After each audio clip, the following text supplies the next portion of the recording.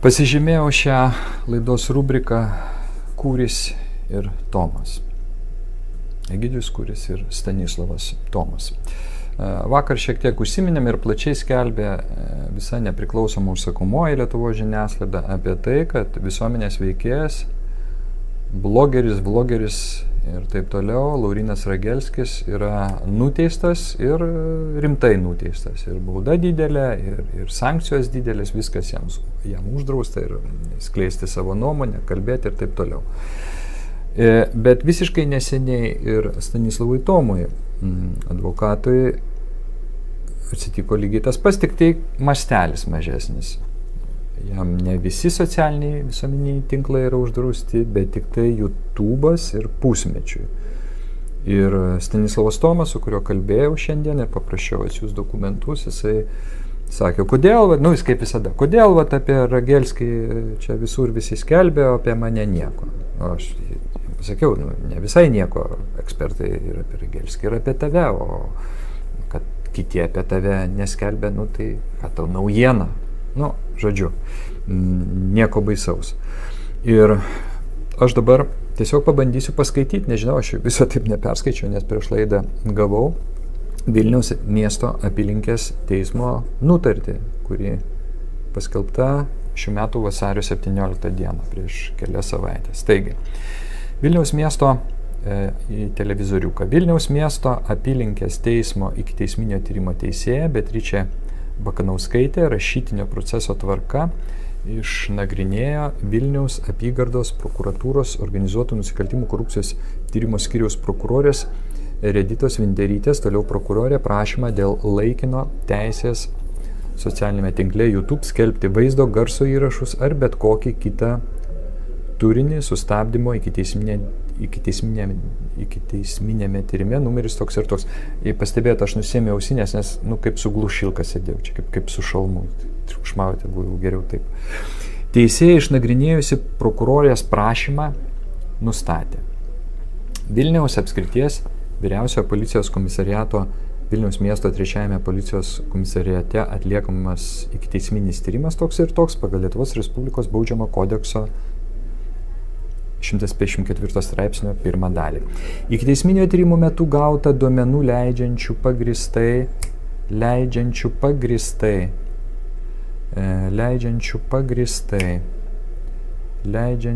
pagristai, kur aš čia pamečiau tekstą, leidžiančių pagristai manyti, kad Stanislavas Tomas per visuomenės informavimo priemonę paskleidė apie kitą žmogų tikrovės netitinkančią informaciją, galinčią paniekinti ar pažeminti tą asmenį arba pakirsti pasitikėjimą juo, taip pat šmeižė asmenį. Neva šis padarė tyčinį nusikaltimą, o būtent jis 2025 m.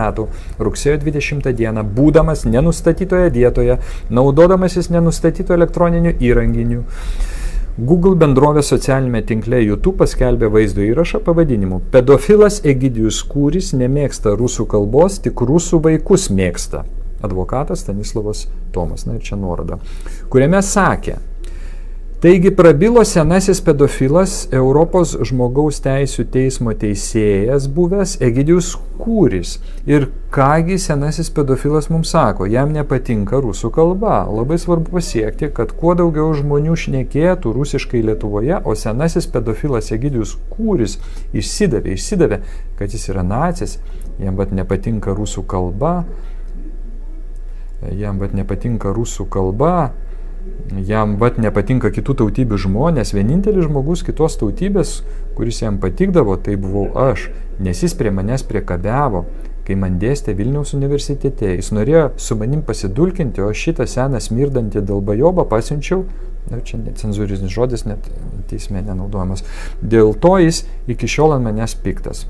Pavadindamas senų pedofilų nacių, senų smirdančių dalbajobų, jis, Stanislavas Tomas, paskleidė apie Egidijų Kūrį tikrovės netitinkančią informaciją, galinčią paniekinti ar pažeminti nukentėjusį Egidijų Kūrį arba pakirsti pasitikėjimą juo.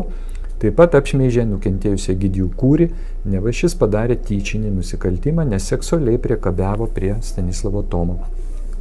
Tokiais veiksmais Stanislavas Tomas įtariamas padaręs nusikalstamą veiką numatytą baudžiamajame kodekse. Be to, ikiteisminio tyrimo metu gauta duomenų leidžiančių pagrįstai manyti, kad Stanislavas Tomas per visuomenės informavimo priemonę paskleidė apie kitą žmogų tikrovės netitinkančią informaciją, galinčią paniekinti ar pažeminti tą asmenį, arba pakirsti pasitikėjimą jo, taip pat šmeižė asmenį, neva šis padarė tyčinį nusikaltimą, o būtent jis 25 gruodžio 7, būdamas nenustatytoje vietoje, naudodamasis nenustatytų elektroninių įrenginių, Google bendrovės socialinėme tinkle YouTube paskelbė vaizdo įrašą pavadinimu "Pedofilas Egidijus Kūris bandė pabučiuoti mane į lūpas", advokatas Stanislavas Tomas, ir nuoroda nurodyta, kuriame pasakė: "Tai dėl visko kalta yra vaikystės trauma.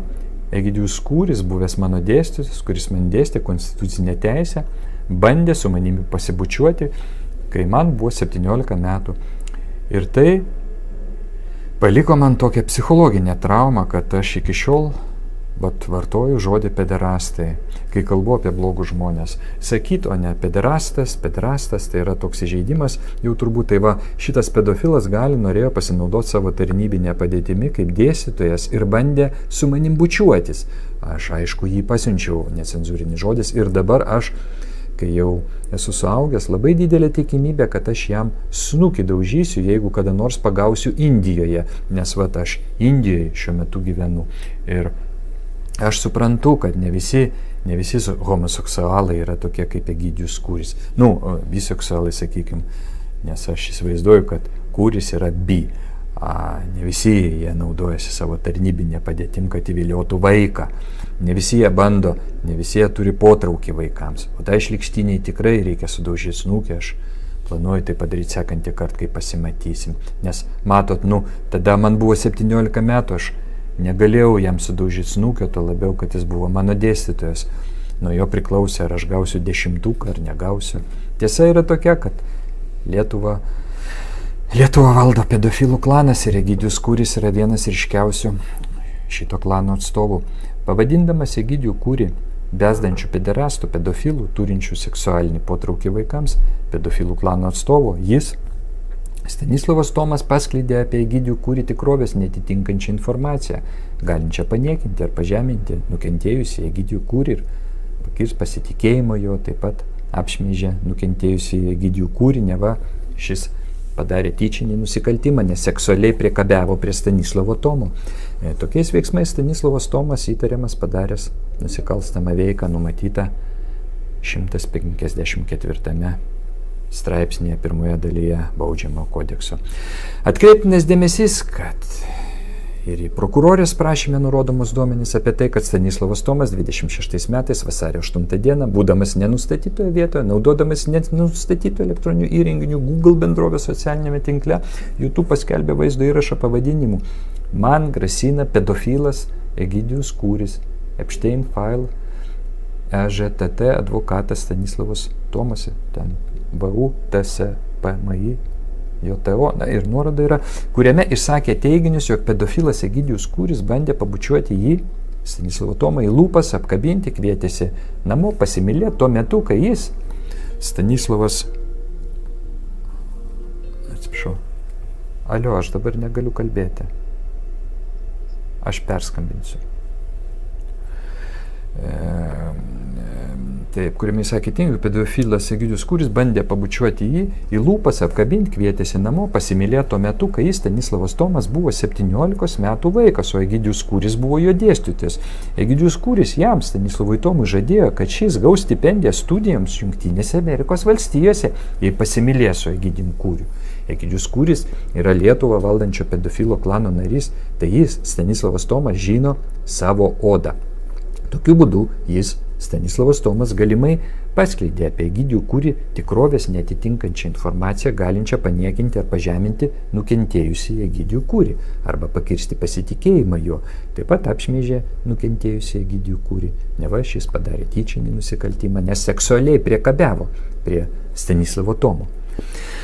Prokurorė prašo nuo 2026 m. vasario 17 dienos iki 2026 m. rugpjūčio 17 dienos laikinai sustabdyti skaitmeninio turinio kūrėjui Stanislavui Tomui teisę socialinėme tinkle YouTube skelbti vaizdo, garso įrašus ar bet kokį kitą turinį, bei nurodo, kad tokiu būdu siekiama užkirsti kelią naujų nusikaltimų, vaikų ar tęstinės nusikalstamos veikos, naujų epizodų darimui, nes, kaip matyti iš ikiteisminio tyrimo duomenų, Stanislavas Tomas, siekdamas užtikrinti galimai šmeižikiško turinio sklaidą, užblokavus prieigą prie ankstesnių vaizdo įrašų, talpina vis naujus galimai nusikalstamo turinio įrašus, taip tęsdamas galimai nusikalstamą veiką ir atsižvelgiant į tokį Stanislavo Tomo elgesį, vertinus jo sistemingumą, egzistuoja didelė tikimybė, jog įtariamasis savo YouTube kanale ir toliau talpins nukentėjusį Egidijų Kūrį šmeižiančiais vaizdo įrašais. Tai yra, tęs galimai nusikalstamus veiksmus, jei nebūtų laikinai sustabdyta jo teisė socialinėme tinkle YouTube skelbti vaizdo įrašus ar bet kokį kitą turinį. Prokurorės prašymas tenkintinas. Lietuvos Respublikos Baudžiamo proceso kodekso, toliau BPK, 157 straipsnio pirmoje dalyje įtvirtinta, kad nusikalstamos veikos tyrimo metu ikiteisminio tyrimo teisėjas gavęs prokuroro prašymą nutartimi turi teisę laikinai nušalinti įtarimai nuo pareigų ar laikinai sustabdyti teisę užsiimti tam tikrą veiklą, jeigu tai būtina, kad būtų greičiau ir nešališkiau ištirta nusikalstama veika ar užkirsta įtariamajam galimybė daryti naujas nusikalstamas veikas. Nurodyti pagrindai yra alternatyvus, todėl pakanka bent vieno iš jų, kad ši procesinė prievartos priemonė būtų pritaikyta asmeniui. Laikinas nušalinimas nuo pareigų ar laikinas teisės užsiimti tam tikrą veiklą sustabdymas negali trukti ilgiau kaip 6 mėnesius. Prireikus šios priemonės taikymas gali būti pratęstas dar iki 3 mėnesių, o pratęsimų skaičius neribojamas. Na, kitaip tariant, yra 6 mėnesiai, tada gali pratęsti dar 3 mėnesius, po to gali pratęsti dar 3 mėnesius, po to gali pratęsti dar 3 mėnesius, po to pratęsimo gali dar 3 mėnesius pratęsti, dar 3 mėnesius pratęsti, po to vėl galės 3 mėnesius ir taip toliau, ir taip toliau. Ikiteisminio tyrimo medžiagoje esantis faktiniai duomenys, tai yra Egidijaus Kūrio pareiškimuose nurodyta informacija, nukentėjusio Egidijaus Kūrio parodymai, vaizdo įrašų apžiūros protokoluose, kitų objektų apžiūros protokole užfiksuoti duomenys, tarnybiniai pranešimai, kita rašytinė ikiteisminio tyrimo medžiaga leidžia pagristai manyti, kad Stanislavas Tomas galėjo padaryti jam inkriminuojamas nusikalstamas veikas numatytas BK 154 straipsnio pirmoje dalyje, tai yra nesunkius nusikaltimus. Įtariama, kad minėtos inkriminuojamos veikos Stanislavo Tomo galimai padarytos per visuomenės informavimo priemonę, sistemingai skleidžiant apie nukentėjusį Egidijų Kūrį tikrovės netitinkančią informaciją, galinčią paniekinti ar pažeminti Egidijų Kūrį arba pakirsti pasitikėjimą jo, taip pat šmeižiant Egidijų Kūrį, neva šis padarė tyčinį nusikaltimą. Ikiteisminio tyrimo metu nustatyta, kad Stanislavas Tomas galimai nusikalstamai veikai šmeižimui daryti naudoja socialinio tinklo YouTube kanalą pavadinimu Lietuvos advokatas. Šis kanalas turi 9,58 tūkstančių prenumeratorių, jame Stanislavas Tomas yra paskelbęs 719 vaizdo įrašų, kurie peržiūrėti daugiau nei 2,5 milijono kartų. Ženklus Stanislavo Tomo YouTube kanale talpinamų vaizdo įrašų kanalo prenumeratorių bei peržiūrų skaičius leidžia Stanislavą Tomą pagristai laikyti skaitmeninio turinio kūrėjų, kuris iš šios veiklos galimai gauna ir finansinės naudos. Minėta YouTube kanalą Stanislavas Tomas sistemingai naudoja galimai nusikalstamai veikai daryti, periodiškai talpindamas šmeižikiško turinio vaizdo įrašus, gretinant įtariamojo Stanislavo Tomo atliktų galimai nusikalstamos veikos epizodų datas su ikiteisminio tyrimo numeris ten toks ir toks veiksmais, matyti, kad 2025 metais gruodžio 7 dieną vaizdo įrašas buvo paskelbtas netrukus po to, kai socialinis tinklas YouTube, reaguodamas į nukentėjusiojo Egidijaus Kūrio bei Vilniaus apygardos prokuratūros pateiktus skundus dėl galimai nusikalstamo turinio, šalies domene užblokavo prieigą prie 2025 metų rugsėjo 20 dienos paskelbto vaizdo įrašo. 26 metų vasario 8 dieną vaizdo įrašas buvo paskelbtas netrukus po to, kai socialinis tinklas YouTube, reaguodamas į Vilniaus apygardos prokuratūros pateiktą skundą dėl galimai nusikalstamo turinio, šalies domenė užblokavo prieigą prie 2025 metų gruodžio 7 dienos paskelbto vaizdo įrašo. Taigi akivaizdu, kad Stanislavas Tomas, siekdamas užtikrinti galimai šmeižikiško turinio sklaidą, užblokavus prieigą prie ankstesnių vaizdo įrašų, talpina vis naujus galimai nusikalstamo turinio vaizdo įrašus, taip tęsdamas galimai nusikalstamą veiką. Atsižvelgiant į minėtą Stanislovo Tomo elgesį, įvertinus jo sisteminingumą, egzistuoja didelė tikimybė, jog įtariamasis savo YouTube kanale ir toliau talpins nukentėjusį Egidijų Kūrį šmeižiančius vaizdo įrašus, tai yra galimai nusikalstamus veiksmus. Todėl siekiant užkirsti kelią naujų nusikalstamų veikų darymui, tikslingai įtariamajam Stanislovui Tomui paskirti procesinę prievartos priemonę. Laikinai 6 mėnesių laikotarpiui sustabdyti teisę socialinėme tinkle YouTube skelbti vaizdo, garso įrašus ar bet kokį kitą turinį. Įvertinus tyrimo apimtį, Stanislovui Tomui inkriminuojamų veikų kiekį, pobūdį, pavojingumo laipsnį, galimas neigiamas jų pasiekmes, prokurorės siūlomas procesinės prievartos priemonės taikymo 6 mėnesių terminas laikytinas atitinkančių proporcingumo principą. Teisėja, vadovaudamasi BPK 157 straipsnių, nutarė prokurorės prašymą tenkinti. Na ir čia rašoma dar, kad ikiteisminėme tyrime tokiam ir tokiam nuo 26 vasario 17 iki 26 rugpjūčio 17 laikinai sustabdyti skaitmeninio turinio kūrėjui Stanislovui Tomui, gimusiam 83 teisę socialinėme tinkle YouTube skelbti vaizdo, garso įrašus ar bet kokį kitą turinį, pareigoti prokurorę su šią nutartimi supažindinti įtarimį Stanislovą Tomą. Na ir dar yra 7 dienos skundui. Tada buvo ir aišku, be jokios abejonės, Stanislovas Tomas tokį skundą parašė. Šiandien kažkokia skaitinių diena. Po socialinės reklamos skaitysim skundą. Питання є, питань нема. У нас на Труниці не майже задарма. Вінки і пам'ятники різні у нас є. Ціну і колір кожен вибира своє. Питання є, питань нема. Доставку теж ми надаємо задарма. Цукерки й печиво у нас звичайно є. А чай і каву ми з цукром подаєм. Питання є, питань нема. Дамо пораду, коли справа непроста. Хороші друзі, гарний досвід у нас є. Ми допоможемо отримати своє. Питання є, питань нема. Taigi dabar susipažinę su teismo nutartimi dėl sankcijų, taip pavadinkime, Stanislovui Tomui, kuriam uždrausta 6 mėnesius į YouTube talpinti bet kokį turinį, nes jis yra įtariamasis. Paskaitykime Stanislovo Tomo skundą. Skundas Vilniaus apygardos teismui. Įtariamasis Stanislovas Tomas, paštas, duomenys taip. Gerbiamas teisėjau, 26 metų vasario 26 man elektroniniu paštu atsiųsta Vilniaus miesto apylinkės teismo nutartį, kuria esu informuotas, kad pedofilas Egidijus Kūris, toliau pedofilas, seksualiai priekabiavęs prie manęs, kai aš buvau nepilnametis, teigia, neva jis prie manęs nepriekabiavo, kai aš buvau nepilnametis. Žemiau paaiškinsiu faktus, o po to pateiksiu prieštaravimą dėl Lietuvos jurisdikcijos teisinį vertimą ir susitaikymo su pedofilų pasiūlymą. Pirma, faktai.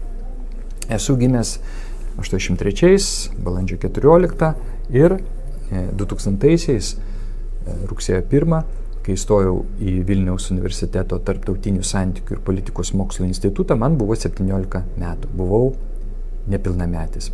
Pedofilas dirbo Vilniaus universiteto tarptautinių santykių ir politikos mokslų institute lektoriumi. Dėstė konstitucinę teisę, kuri buvo privaloma visiems studentams. Dar daugiau. Kitas privalomas visiems studentams dalykas buvo politikos mokslų pagrindai.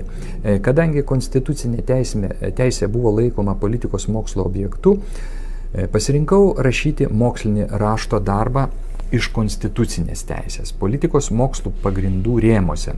Paprašiau pedofilą konsultuoti mane rašto darbo rašymo procese ir jis sutiko. 17 metų buvau labai plonas, gražus, turėjau ilgus plaukus ir buvau panašus į merginą. Tai sukėlė pedofilų seksualinį potraukį. Tačiau pedofilo interesas mano atžvilgiu buvo daug platesnis, jis siekė seksualinių santykių. Pirko man nepilnamečiui alkoholį. Jis tikėjosi, kad alkoholinio apsvaigimo momentu suvilioti mane ir nuvežti seksui. Savo video kanale Lietuvos advokatas aš nepasakau visos tiesos, kadangi man gėda ir labai šlykštu prisiminti. Iš tiesų, pedofilas ne tik bandė mane pabučiuoti lūpas, bet iš tiesų pabučiavo. Egidijus Kūris pabučiavo mane į lūpas, kai buvau apsvaigęs nuo alkoholio, kadangi jis man nepilnamečiui pirko alkoholį. Viešai man gėda sakyti, kad jis iš tiesų prisilietė savo lūpomis ir liežuvių prie mano lūpų. Bet tai yra tiesa. Dar kartą patikslinu. Pedofilas iš tikrųjų pabučiavo mane į lūpas. Tai yra prisilietė prie mano lūpų su savo lūpomis ir liežuvių. Tačiau savo video aš apie tai dar ne pasakojau, kadangi man gėda viešai prisipažinti. Pedofilas Egidijus Kūris labai smirdėjo, todėl vadinu jį smirdančiu. Manau, kad jis turėtų sutikti, kad jis dažnai smirda, tai objektyvi tiesa. Galimai tai yra viena iš priežasčių, kodėl aš atsisakiau su juo mylėtis. Pedofilas gyrėsi, kad pažįsta visus Džordžo Soroso įkurtame Lietuvos fonde. Atviros Lietuvos fondas tuo metu skyrė stipendijas nemokamoms studijoms JAV. Pedofilas žinojo, kad aš svajoju išvažiuoti studijuoti į Jungtinės Amerikos valstijas, todėl pedofilas žadėjo, kad jeigu aš su juo pasimylėsiu, jis susitars su savo draugais Soroso fonde, kad man duotų stipendiją JAV. Aš visada turėjau tik geriausius pažymius, vaikystėje iš 6 klasės buvau perkeltas į 8, nes buvau per daug protingas eiti su visais į 7 klasę, todėl įstojau į universitetą, būdamas nepilnametis. Tačiau kadangi atsisakiau mylėti su pedofilu Kūriu, Atviros Lietuvos fondas neskyrė man stipendijos studijoms JAV, bet skyrė tą stipendiją studentams, kurie studijavo daug blogiau už mane. Pedofilas sakė man, jei seksualiniai santykiai su juo buvo vienintelis būdas man gauti Atviros Lietuvos fondo stipendiją studijoms JAV.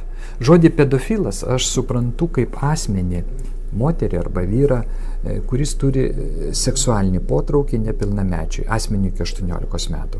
Žodį pederastas aš suprantu kaip pedofilą, kuris yra vyras ir turi potraukį nepilnamečiui vyrui. Žodį nacis aš suprantu kaip asmenį, kuris nemėgsta kitų nacijų. Žodis nacis yra kilęs iš žodžio nacija. Asmenų, pavyzdžiui, nacijų kalbančių rusų kalba. Pedofilas yra kandidatas į 2029 metų Lietuvos prezidento rinkimus, politikas, ir jis daug kartų yra viešai pasisakęs, kad jį erzina rusų kalba ir jis norėtų, kad Lietuvoje nebūtų kalbama rusiškai. Rusakalbiai būtų išvyti iš Lietuvos. Savo neapykantą rusų kalbai pedofilas ketina įtikinti lietuvius balsuoti už jį prezidento, Europos parlamento, Seimo ir savivaldybių rinkimuose. Žodis smirdantis aš suprantu kaip asmenį, kuris smirda. Tokiu būdu aš manau, kad Egidijus Kūris yra pedofilas, pederastas ir smirdantis nacis. Antra. Dėl Lietuvos jurisdikcijos. Lietuvos prokuratūra neturi jurisdikcijos tirti šią bylą. Pirmasis mano video yra nufilmuotas Indijoje, Jaipur City Palace rūmuose ir prie Hava Mahal rūmų, kurie matosi man už nugaros. Todėl šios pasisakymus turi tirti Indijos prokuratūra. Mano veiksmai nepažeidžia Indijos baudžiamojo įstatymo. Antrasis video yra nufilmuotas Indijoje Mumbajaus mieste. Už mano nugaros matosi Indijos vartai, Taj Mahal Mumbai viešbutis ir High Court of Mumbai pastatas. Todėl šios pasisakymus turi tirti Indijos prokuratūra. Mano veiksmai nepažeidžia Indijos baudžiamojo įstatymo. Trečiasis video niekaip negali būti vertinamas kaip šmeižtas, kadangi jame aš sakau, kad pedofilas nesutinka, kad pedofilas kreipiasi pareiškimu į policiją. Jo požiūris yra pristatytas. Trečiasis video yra nufilmuotas Ugandos Respublikoje, lauke Mabamba Svamp nacionalinėme parke prie Kasubi Toms Bugandos karalių mauzolėjaus prie bilbordo agituojančio balsuoti už Yoweri Museveni Ugandos prezidento rinkimuose, Bvindi nacionalinėme parke, Rūhija Pigmėjų kaime ir Stela viešbutyje Kampaloje. Todėl šios pasisakymus turi tirti Ugandos prokuratūra. Mano veiksmai nepažeidžia Ugandos baudžiamojo įstatymų. Aš esu Nyderlandų karalystės pilietis, nuolat gyvenantis Nyderlanduose. Prokuratūra turi mano Nyderlandų piliečio paso istoriją, todėl Lietuvos prokuratūra turėjo kreiptis dėl mano galimo persekiojimo į Nyderlandų prokuratūrą, o ne vesti bylą, nepaisant to, kad aš negyvenu Lietuvoje nuo 2002 metų. Lietuva neturi jurisdikcijos, kadangi neva nusikaltimas įvykdytas Indijoje ar Ugandoje, o įtariamasis yra Nyderlandų pilietis ir gyvena Nyderlanduose ir Indijoje. 3. Teisės į teisingą teismą pažeidimas. Tarptautinio pilietinių ir politinių teisių pakto 14 straipsnio 1 dalies prasme. Vilniaus apygardos teismas prieš priimant skundžiamą nutartį nepakvietė manęs į posėdį, neleido pristatyti mano požiūrio. Ankstesnės jo nutartys dėl pirmųjų 2 video draudimo man nėra net persiustos, nors tiek prokuratūra, tiek teismas, tiek pedofilas turi mano elektroninį paštą ir Telegram vardą. Mano elektroninis paštas ir Telegram vardas yra nurodytas po kiekvienu video.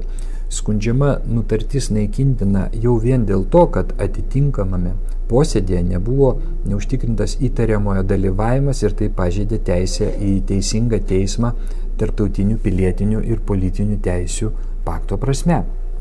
4. Teisinis įvertinimas. Seksualinis priekabiavimas prie nepilnamečio. Nepilnamečio apsvaiginimas alkoholiu. Nepilnamečio pabučiavimas į lūpas. Piknaudžiavimas universiteto lektoriaus tarnybinė padėtimi. Atviros Lietuvos fondo stipendijos studijoms JAV žadėjimas už seksą įvyko seniai. Todėl gali būti sunku įrodyti pedofilo nusikaltimus. Tačiau pedofilas taip pat negali įrodyti, kad jo įvykdytas nusikaltimas buvo neįmanomas. Atitinkamų laikotarpių man iš tiesų buvo 17 metų ir jis iš tiesų buvo mano rašto darbo konsultantas politikos mokslų pagrindų kurse ir dėstė konstitucinės teisės kursą. Dar daugiau, Jungtinių Tautų žmogaus teisių komitetas yra išaiškinęs, kad žodžio ir nuomonės laisvė įtvirtinta tarptautinėme pilietinių ir politinių teisių pakte. Draudžia baudžiama atsakomybė už šmeižtą. Klausimas spręsnas tik civilinės atsakomybės rėmuose. Baudžiamoji atsakomybė yra uždrausta. Tokiu būdu pedofilo pareiškimas dėl galimo šmeižto neturi sėkmės perspektyvų. 5 dalis. Pasiūlymas dėl susitaikymo. Anksčiau aš nežinojau, kad pedofilas nesutinka su mano fakto aprašymu. Todėl šiandien aš išsiunčiau pedofilui elektroninį laišką su pasiūlymu dėl susitaikymo į jo paštą egidijuskuris@outlook.com. Siūlau jam įrašyti bendrą tiesioginę transliaciją mano kanale Lietuvos advokatas, kur aš ir jis turėsime vienodą pasisakymo laisvę. Jis nenutraukiamas galės pakomentuoti kiekvieną mano žodį, o aš galėsiu pakomentuoti kiekvieną jo žodį.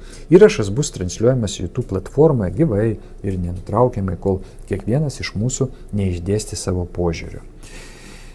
Nei vienas jo žodis nebus iškirtas, nes transliacija bus tiesioginė. Žiūrovai galės savarankiškai spręsti, jis pedofilas ar ne.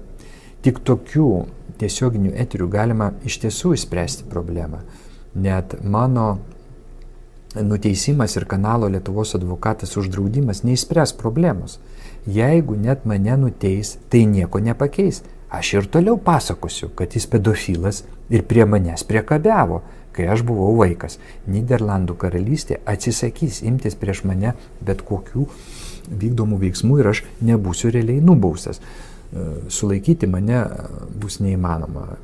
Išieškoti baudą taip pat neįmanoma, nes Nyderlandai mane apsaugos. Lietuvoje aš negyvenu nuo 2002 metų. Jeigu kanalas Lietuvos advokatas ir būtų uždraustas, aš įkursiu naują kanalą. Ir ne tik YouTube platformą, bet visur, kur įmanoma. Kuo labiau pedofilas bando imtis represijų, tuo didesnį susidomėjimą tai sukelia. Pirmas mano įrašas turėjo 6500 peržiūrų, antras 3400, o trečias jau 14 000 peržiūrų. Draudimai ir represijos tik didina susidomėjimą, o akistata ir tiesioginė transliacija bei iškirpimų gali sustatyti visus taškus virš jį. Apie pedofilo seksualinį priekabiavimą jau yra publikacijos Lietuvos ir Baltarusijos žiniasklaidoje. Treti asmenys įkelia mano pasisakymus ir video. Greit bus publikacijos kitose valstybėse. Mano nuteisimas negali pakeisti padėtį. Padėtį gali pakeisti tik mano akistata su pedofilu tiesioginėje transliacijoje, kur pedofilas gali neribotai dėstyti savo ginamąją poziciją. Šešta dalis – proporcingumas. Skundžiama nutartis yra neproporcinga.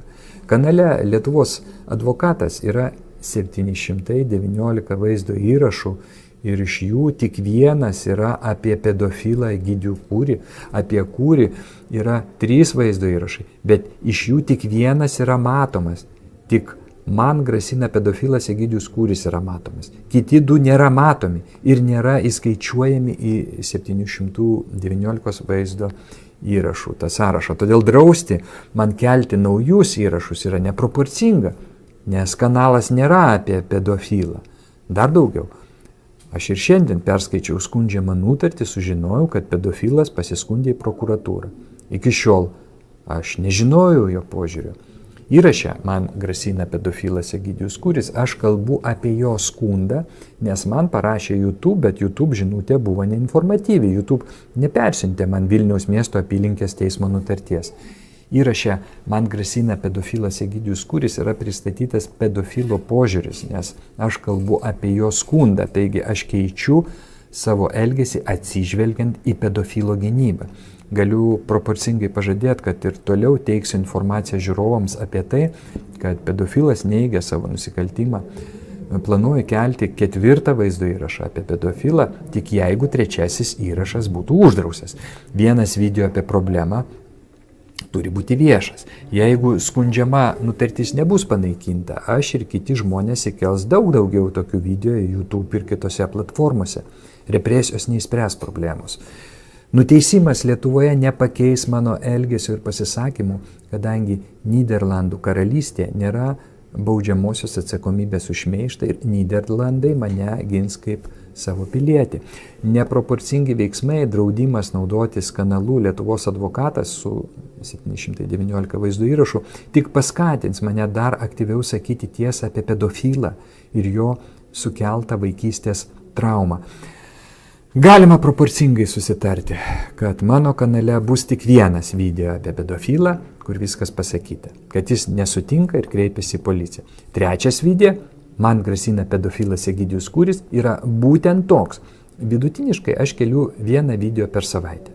Tai po kelių savaičių video apie pedofilą net dings iš pirmo puslapio ir tai jau bus ne 1 iš 719, o ten 1 iš 750.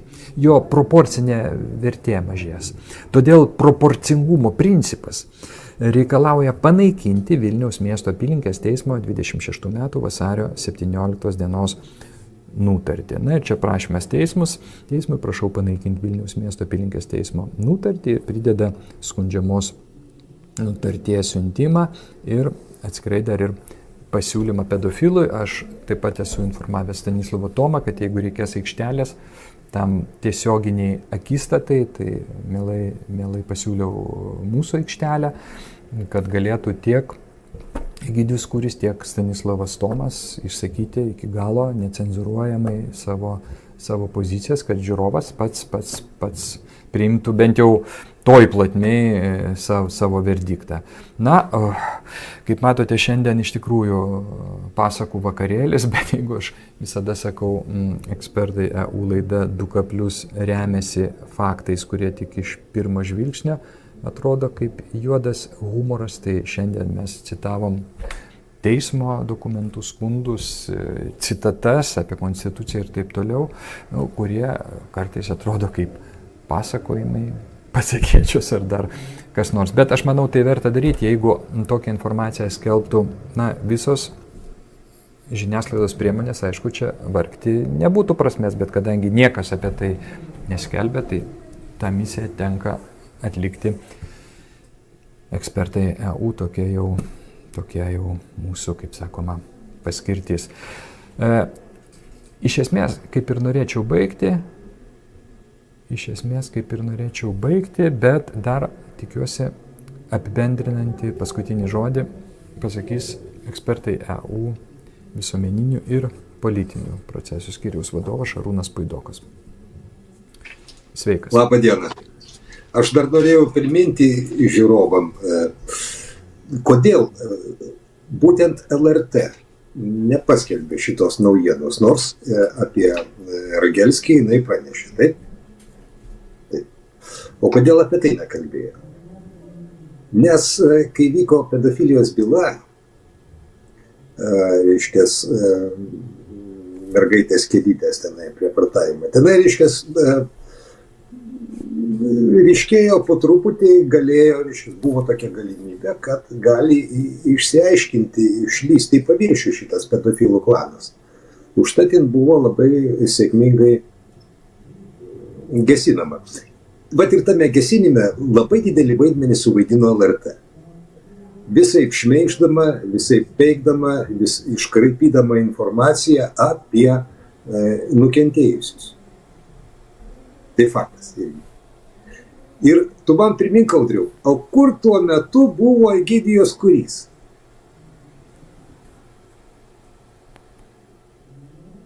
Nagi.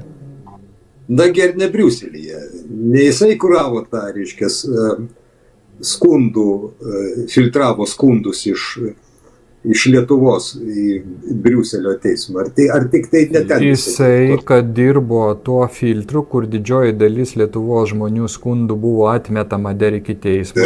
Taip, čia geriausiai galėtų būtent Stanislavas Tomas papasakoti, jis kažkada pasakojo, bet aš jau didelės primiršau. Man atrodo, kad tuo metu jis ten ir reiškias, darbavosi labai sėkmingai. Ir turbūt galimai prisidėjo prie tos pedofilijos bylos gesinimo. Prisirašykite prie mano kanalo, o jeigu jums reikia parašyti skundą į Europos žmogaus teisių teismą arba aukščiau į Jungtinių tautų organizacijos, teisminės institucijas, parašykite man e-mailą arba paskambinkite per WhatsAppą.